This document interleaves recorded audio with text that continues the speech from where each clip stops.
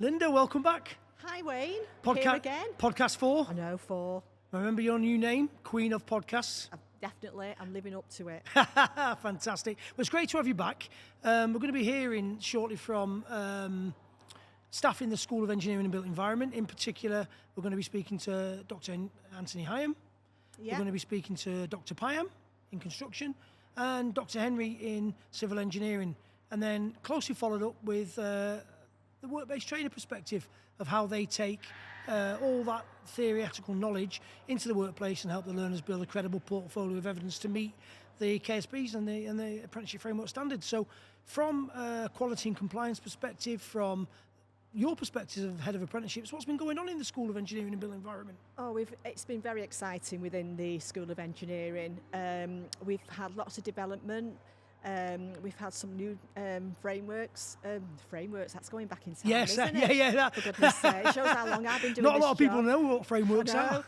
We've got a lot of standards going ahead and to develop. We've got the construction surveyor that's currently being written. Well, in fact, it's finished now. And brilliant. We're going to be catching up with Anthony about that. Brilliant. I think we've got such a fantastic team in the engineering department. We've got some amazing academics who deliver really interesting lectures. But I think one of the best things within our engineering department, especially within construction and civil, is that they do real life projects. Amazing. The learners have done projects that have enhanced our community here within Bolton. Wow. And within their employers, and that's really lovely to see, and that's exactly what apprenticeships is all about.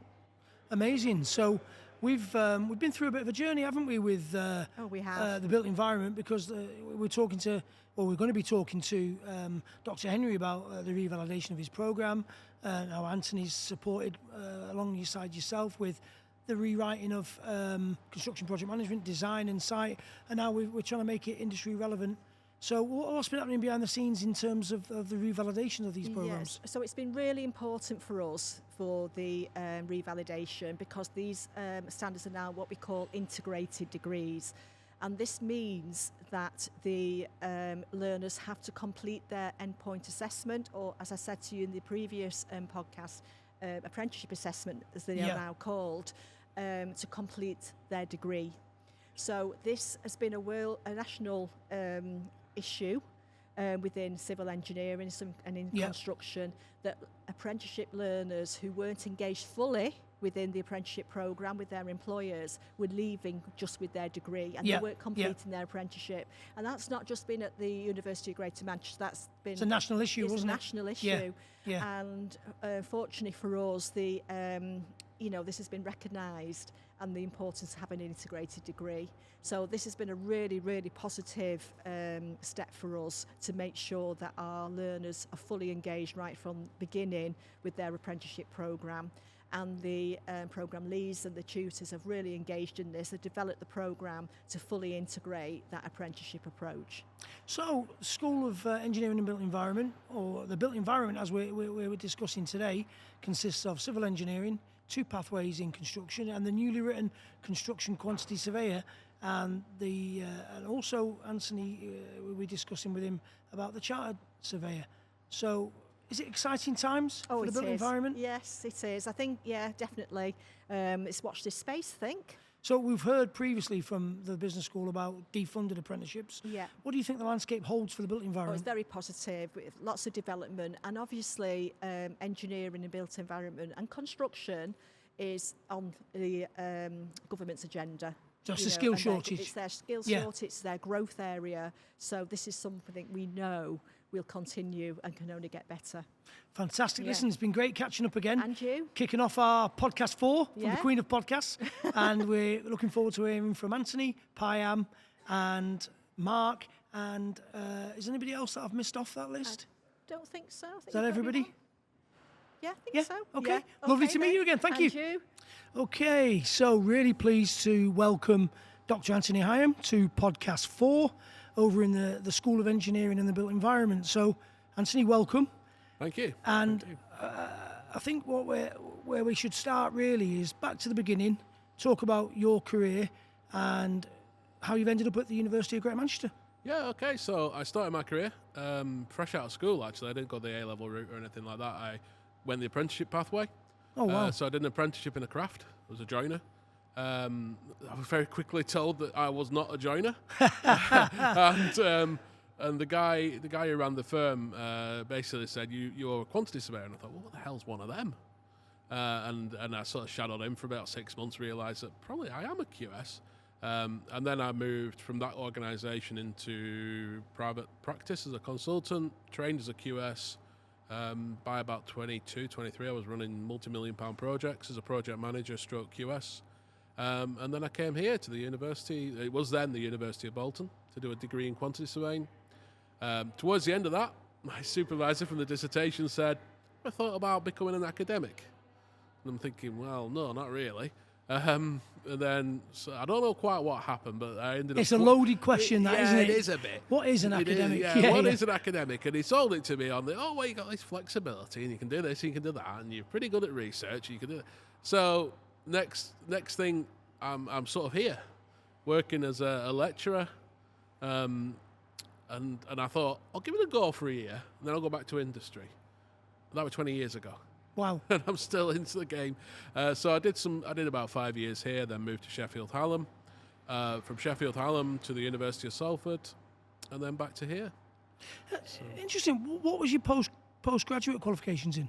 Yeah, so obviously I did an undergraduate degree in QS, and then I did a master's in construction economics, which is applied thinking about the bigger picture of the building projects and thinking about economic cycles and business cycles and that sort of thing.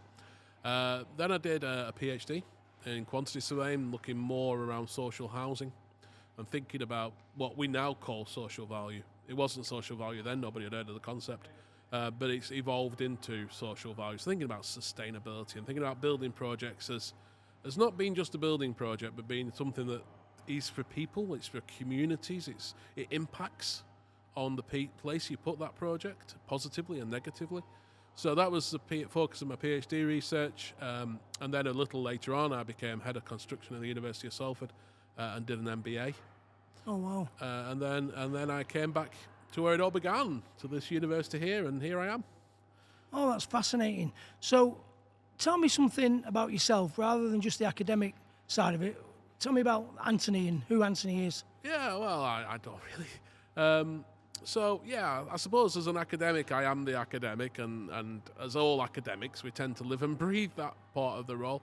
But aside from that, I live a reasonably boring sort of life, really. You look guys in here who run motorsport clubs at the weekend and all sorts of stuff, and I'm not, I just leave you're a more pure conventional. academic researcher. Yeah, that's more me. Yeah, that's more me. Find you in the corner of a library with a head in a book. Yeah, except on a Sunday where you'll find me in a horse stable where my wife has pushed me to go and out muck out on a horse every weekend, and push a ton bale of hay in or something. Fantastic. Well, not really.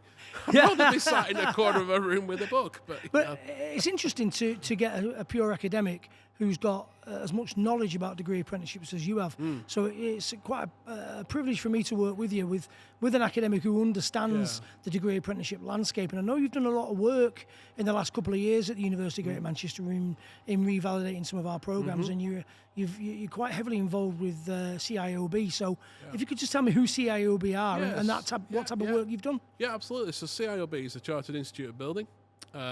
And I've been involved with them quite heavily for the last 14 years as a professional review assessor. So people looking to become a chartered builder or a chartered construction manager. So CIOB is a broad church. So it covers all sorts of built environment professionals. So it's not limited to a quantity surveyor or a project manager. Anybody working within the built environment can join CIOB. It has an international reach. So there's members across the globe.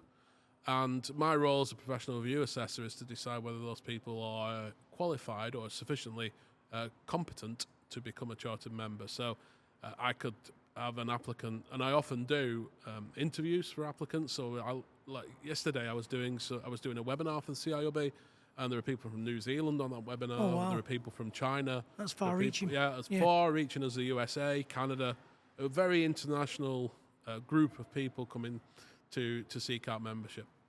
It's interesting because you've done a lot of work behind the scenes that people don't realise in terms of revalidating programs and making them fit for purpose and working closely with myself and with other people in the university to get nearer to the employers to find out exactly what they need in terms of industry advisory boards. So tell me about the industry advisory boards. What's their role within the university? Yeah, so the industry advisory board is critical because we can't design curricula. Well, we can design curricula, but you don't want us guys reading it in a textbook and thinking that's what the answer is. We need real people with real experience, with real knowledge that's current and cutting edge. So our industry advisory board is critical to that.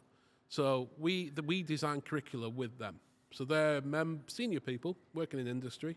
It's chaired by an industry panel member, and she's very politically embedded. So she works with the prison service, she works with the Home Office, and she chairs our industry advisory board. Oh yeah, Barbara, I've met her. Barbara Entwistle, Yeah. Lovely. Lovely lady. 27 years with Velux. And she's an alumni of the university, isn't she? She's an alumni of Yeah. the university. She did Amazing. an HNC here and a master's degree here. And in Barbara's words, she arrived and she's never left, and she's here 27 years. Fantastic. So, but those all the IAB, all the industry advisory board is alumni. It's everybody. When you come to this university, you become part of it, and you can never. You know this. You're Yeah. a graduate of this Yeah. university. You get sucked in, and then you never leave. Yeah. You come out, end up back here again, and it's the same with our industry advisory board. They're all sucked in. They're all passionate. I think it's about the because university. it's a small university. so. We're impactful about what we do, Yeah, but yeah. it's quite a caring. It is, You know, we yeah. just met Carol from the business school on a previous podcast, and she prides herself on how friendly her school is, and I Absolutely. get that feeling here within the school and built environment. Yeah, absolutely. We are a very friendly group of staff. We know our students. We know our students personally. We know them by name. So know, so it's great. It's great to hear that. And it's also great to be part of those industry advisory boards and see that as a university we're responsive to employer needs, because that's what degree apprenticeships are all about. Absolutely. Yeah. Listening to what it is that they need Yeah. on the ground, what they need their graduates to be able to do in terms of meet the industry standards, and also reflect that when I know the good work that you've done in rewriting and validating programs Yeah, with well- industry partners. Yeah, exactly. All those programs that we revalidated, 5 of them. So we revalidated 2 construction management pathways. Well, that's great, because we're going to meet the Dr. quantity Pyam. surveying pathways. But we didn't write those in isolation. We wrote those with the industry advisory board. Brilliant. We showed them to the industry advisory board and said, we're going to do this. This is where we think we need to be. What do you think? And they tweaked them and modified them. And so they're as cutting edge as we can get them, really. Fully aligned with industry, fully aligned with the needs of those employers. Perfect. And ratified by them. So, you're a quantity surveyor by trade. You've got industry experience as a quantity surveyor. Your PhD research was in quantity surveying, am I right? Yeah, Owen? you're right. You're absolutely right. Okay, so you've just written, A quantity surveying degree. So aimed we've- at which sector? Yes, so our quantity surveying degrees, we've written 2 of them. Okay, To do this very specific thing. So we've written one which is a construction quantity surveying degree, which is aimed at contractors, people from anywhere in the supply chain, anywhere in the construction supply chain who's working in a contracting type organisation. And you're happy to become a member of the CIOB. You're not working in consultancy practice. This pathway is for you. It's written with a contracting focus in mind, and that's our BSc construction quantity surveying, which aligns with the relevant apprenticeship standard, which is construction quantity surveyor, and that goes live in September. fantastic. And for those who are more in the consultancy or wish to become a chartered surveyor, we've also written another one, which is a BSc quantity surveying one, which has a slight twist the other way, and that's written for people who would be working in a consultancy practice or working for United Utilities or a big employer-led type business. So that's also... So construction QS is going live September. Construction QS is September this Amazing. year. And 26. chartered surveyor, we're looking at the near future. I'd say probably January 27, maybe look forward to September that. 27. Must be quite exciting It is being a very- QS Yeah. and writing a QS pathway and then seeing it be realised. It is. It's Yeah. really great. It's something that this university's had. And then obviously there was the 2008 financial crash. There was then the changes and the impacts on the sector. And unfortunately that programme dropped away from the university. So it's great to be bringing it back. It feels like something we should have always been doing, and we did well, and we're now going to do again. So it's been lovely to meet you again. Our next guest is Dr. Payam. Now, Dr. Payam is the program leader for construction project management, site and design. Is there some conflict between construction project management and quantity surveying? Not at all. Not at all. We know we're the best as quantity surveyors. Everyone knows that the quantity surveyor has the money. I see There's more conflict between the quantity surveyors and architects. I see a lot on social media, a lot of banter about quantity surveying versus construction project management. It's all, I could tell you some of the terrible jokes I used to get told, but I'm not going to do. Well, I'll be pressing Dr. Payam when we meet him next. But Dr. Anthony Hyam, lovely to meet you, and thanks for coming. Thank you. Okay, good afternoon, Dr. Payam. Good afternoon, Wayne. So we're here in the School of Engineering and Built Environment to talk about your subject area, which is construction project management, and it's quite unique. But before we go down that line, I just want to learn a little bit more about you and who you are and how you've ended up at the University of Greater Manchester. It is my pleasure. I'm Payam. I came to University of Greater Manchester nearly 4 years ago. So before that, I did different experiences in the industry and academic. Brilliant. So my background is civil engineering and land surveying. Oh, So wow, I never knew that. Yes, and I did my degree in Iran. So in the following of that, I did a couple years industry experience in the construction project management and also site engineering in drainage water. And then after that, I had a further education in postgraduate in Salford University in construction project management. And then after that, I started my PhD in construction project management. And if I want to tell you very short about my PhD, it was about disaster management and impact of the natural disasters on hospitals. So where did you study your PhD? Same university at Salford University. Oh, fantastic. So we were fortunate enough to meet Dr. Anthony Hyam, who I know you work very closely with, and yourself and Anthony have written the construction project management or revalidated the construction project management pathways. But there's two pathways, isn't there? Yes, it is. So we had a success revalidation last summer. So we got the two pathways, site management and design. So we got a great learners from the both pathways. So and also we had a good feedback from the both pathways. That's interesting because when I speak to businesses about construction project management site, they go, okay. Lots of people do site. Tell me about design. And they're so excited about the fact that we run a design pathway. We've got learners from a couple of local authorities who've joined us this September, solar panel installation companies. But design's a bit different. Tell me about design. You mentioned very accurate. So design is very high demanded in recent days because of the new terms we got as a BIM, building information modeling, and how maintain a new technology and new platforms on our construction industry. So design pathway is working more specific on the design. How can we manage a construction in terms of the different modifications we got, different amendment during the project we got, how can we cope with that? So it's a concentrated and focus on the design part in compared to the site management is more about the managing a site and coping with different activities as a site manager or as a construction project management as a site activity they got.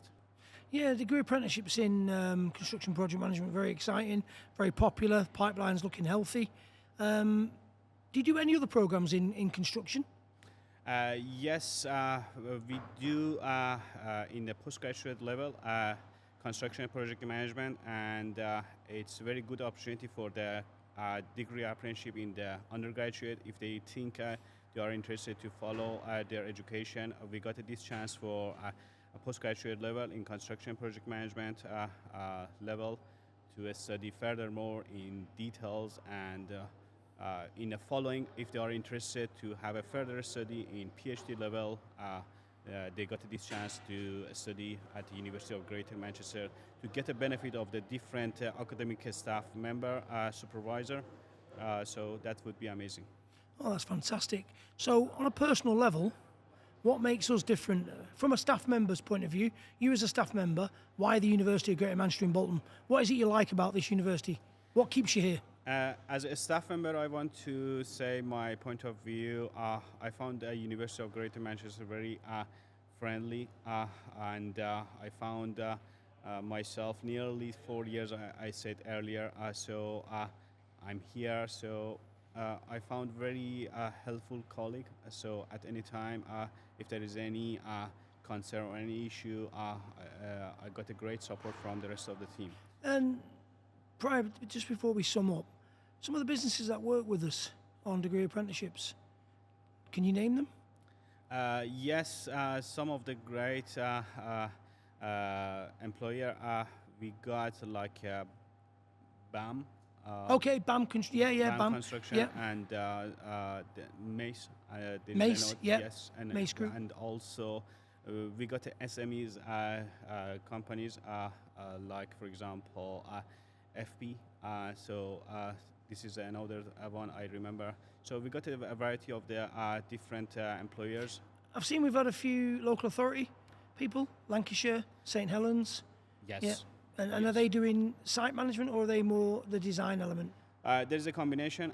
So we got both pathways demand. So I cannot say exactly, but we got two pathways as a high demand pathways for both of them. The pleasing thing for me to see is I know that those two local authorities, the people that have come on that programme are both female.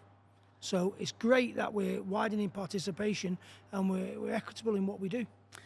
To be honest, I want to take this chance to explain about the construction industry. So the construction industry is more about hard working, and in the past we had this culture to have a male.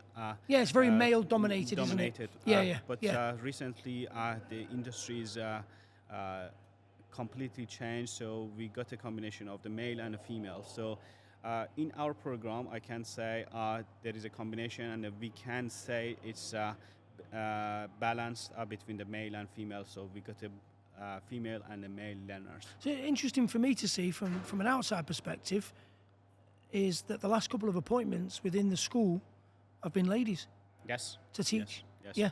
And it was very positive outcome, and I really enjoyed, because I believe this is a great opportunity for the female to find their future career in construction industry. And it does help attract that demographic into the university, doesn't it? To show that there is it's not just a male-dominated world. It's it's open to everybody, and it's great to see that. Certainly.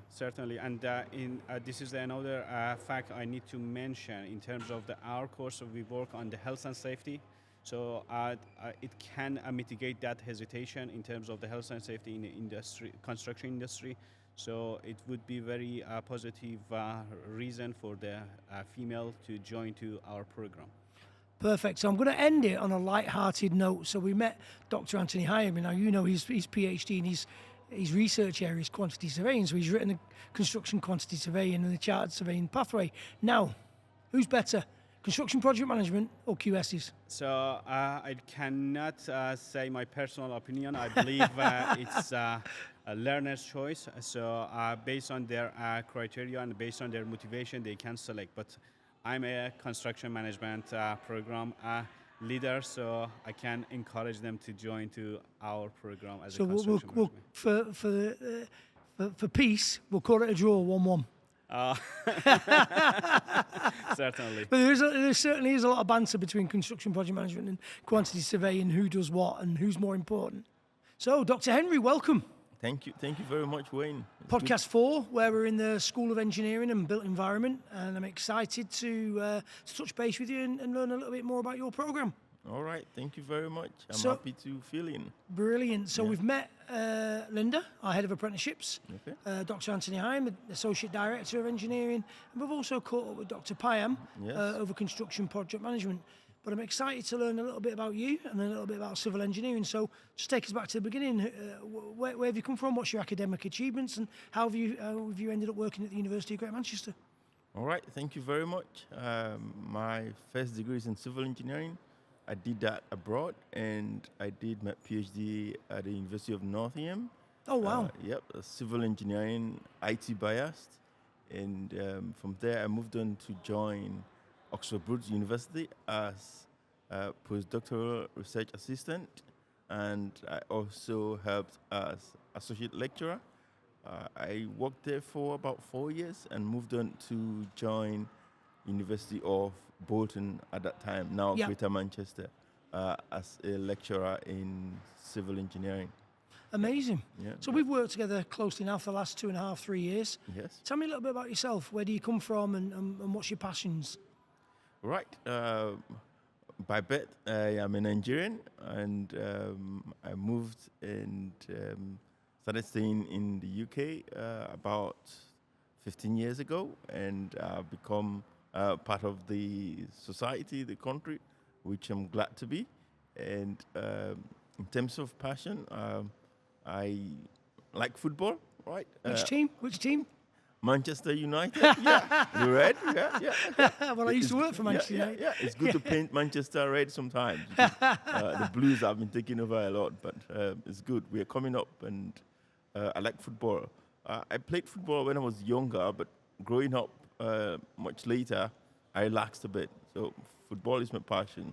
I just watch the highlights now, and I'm satisfied with that. Yeah. Amazing. Yeah. It's good to learn a little bit about the person behind the academic, because just like Dr. Pyam, Dr. Anthony, you're a true academic. And it's good to learn about the person behind that. Yeah. Now, civil engineering's been on a journey. Yep. It's been revalidated. You've worked closely with Linda in the Yep. apprenticeship team and with Dr. Anthony Hyam in terms of revalidating the programme. Yes. And work very closely with the IABs to make sure that the programme is fit for purpose. But as part of that programme, we have an accreditation process, don't we? Tell me a little bit about what's happened recently with that accreditation. All right, very good. The civil engineering program, we were running the program generally that's nationwide, right, throughout the UK as a non-integrated apprenticeship. Over the time, it was apparent that the graduation of apprentices was okay, but in terms of completing the apprenticeship itself, it was a bit low across the country. So the think tanks, they sat together and said, no, this is not good enough, because the completion rates were very low. And it's like, okay, what can we do? Let's make this integrated. So in 2025, 26, 27, the Institution of Civil Engineers and the apprenticeship, that should be, I'm just trying to get the institution in charge of apprenticeship, which is Skills England now. Skills England now, that's Skills right. Yeah, England, exactly. Yeah. And they sat and said, okay, let's make the civil engineering apprenticeship. They don't make it easy for us, Henry. No, they keep no. changing The who's names. responsible for what, yeah, the policy think tanks. yeah, But yeah, you're on the right lines. It's yeah. Skills England now, and Skills England, they've changed it to an integrated program, haven't they? Yes, and that required that we get that integrated, we get that accredited, and so we applied to the JPM, so the Joint Board of Moderators. Brilliant. And we got the program accredited again, and it's just running as expected. And we have a lot of students coming in now with great interest in apprenticeship. A lot of students have preferred to work and study. That way, the theoretical aspect work perfectly well in terms of support with the practical aspect. So a lot of students are applying for apprenticeship nowadays. Yeah. So how long does the JBM accreditation last? It lasts for about 5 years. Okay. But because we had interim accreditation before, our accreditation will be for another 3 years before we get that accredited again, and that will come up to around 2027, towards the end of 2027. That's good, yeah, because a lot of businesses I speak to, the first thing they ask me on all our programs is, are the programs accredited? So it's credit to you and the wider team, apprenticeship team, and Anthony and anybody else that was involved in it to get that, to revalidate that program, make the program integrated, and also get the JBM accreditation, because that is one of the first things that employers ask me about. So, Yes. but you don't just do degree apprenticeships in civil engineering, do you? You do other programs at the university? Yes, we do. Of course, we have the full-time degree apprenticeship. We have the full-time program, and then we also have part-time civil engineering as well. Currently, the way the program is run is that they all share the same sessions. So they attend classes together. So the three modes: the full-time students, the part-time student, and degree apprenticeship students. But in addition to that, we have MSc in civil engineering as well, and we also have MRES, which is part of the civil engineering or built environment programs that we run. So MRES in environmental management, so that's more of research-based. That's has a lot of interest from international students, and those are the programs that are running within the built environment regarding civil engineering currently. Fantastic. So there's a running theme. Everyone I speak to, they mention friendly, approachable. What keeps you at the university? Good question. Now, regarding staying at the university, it's about the care for the staff that the university, as a policy, runs. So that ability to look at their staff and help with their welfare, and be concerned about how their own growth as well is what keeps me on. And that unity, that oneness, and be able to talk to one another, the approachability, I'll put it like that. You being able to approach your line managers and speak to them openly about issues and the concern they have as well to support and assist you to levels that you aspire to. That's what keeps me here.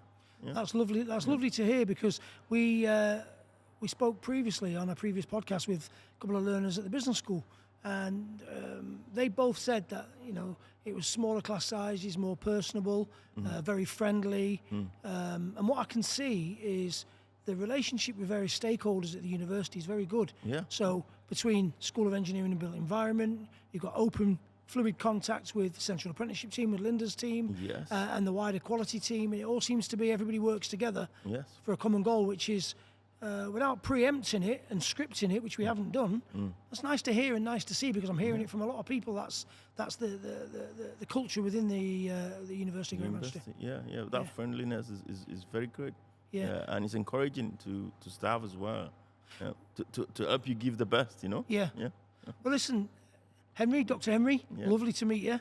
All right. We're going to be hearing next from a different perspective. So we're going to be hearing from somebody who pulls some of these things together. And that actually takes theory and explains to the learners and helps them demonstrate how they build a portfolio of evidence to meet the knowledge, skills, behaviours of their respective apprenticeship framework. So we're going to be meeting Mark Cunningham, who's a work-based trainer that I know you work with quite closely and quite well. Yeah, And it'd be interesting to see how he takes all the academic side of things onto a practical setting into the workplace, so that the learners can demonstrate that return of investment to the employer, but also the competence levels required to meet those industry standards. Yeah, and the knowledge, skills, and behaviours. The knowledge, skills, behaviours, yeah. Yeah. Lovely to meet. Thank you very much, Henry.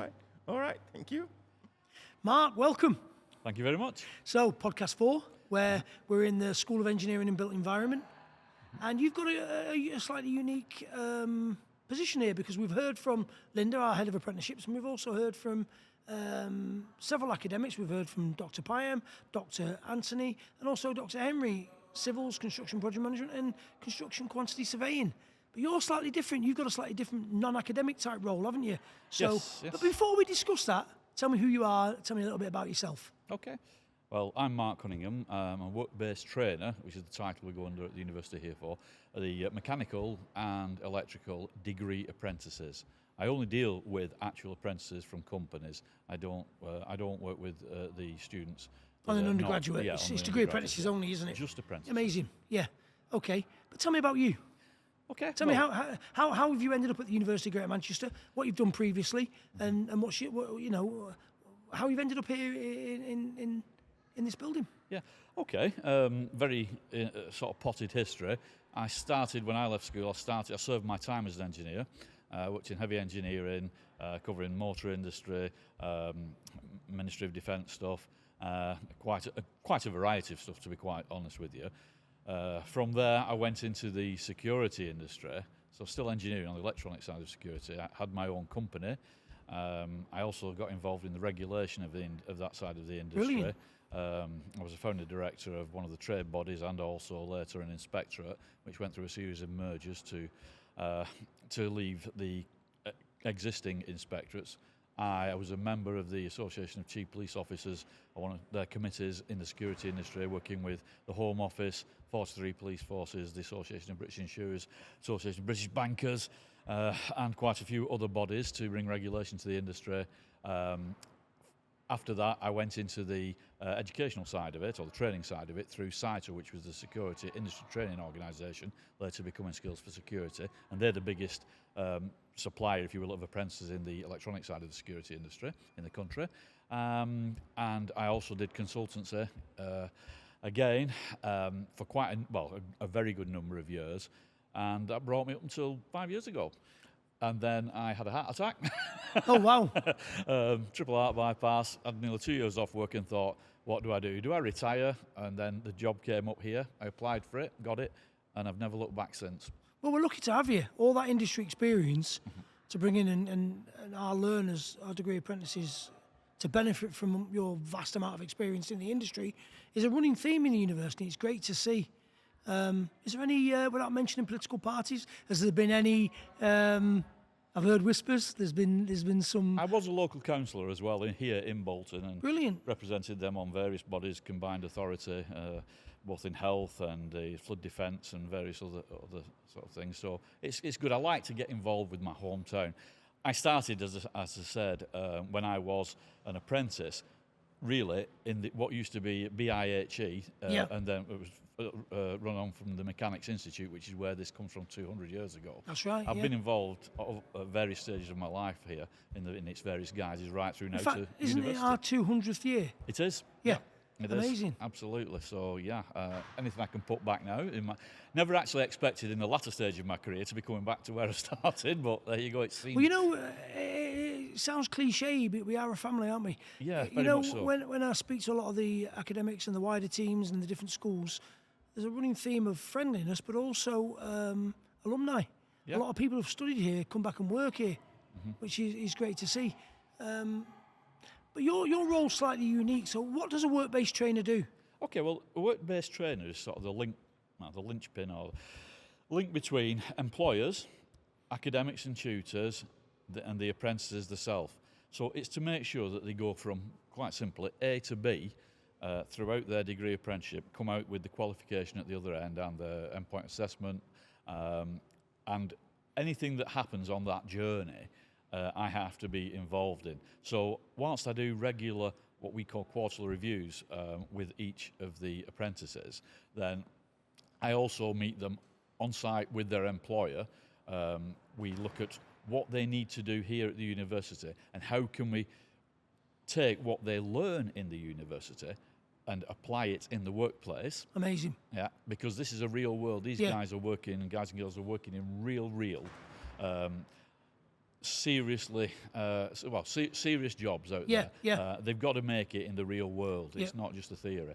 And it works the other way around as well. If there's something that they're struggling to do within the KSBs, that's knowledge, skills and behaviours that we expect them to cover. Yeah. Again, I will liaise with them and their employers to make sure that they have the exposure that they need to cover the requisite skills and perfect them and hone them, so that they can actually come through at the end with their degree and their apprenticeship intact.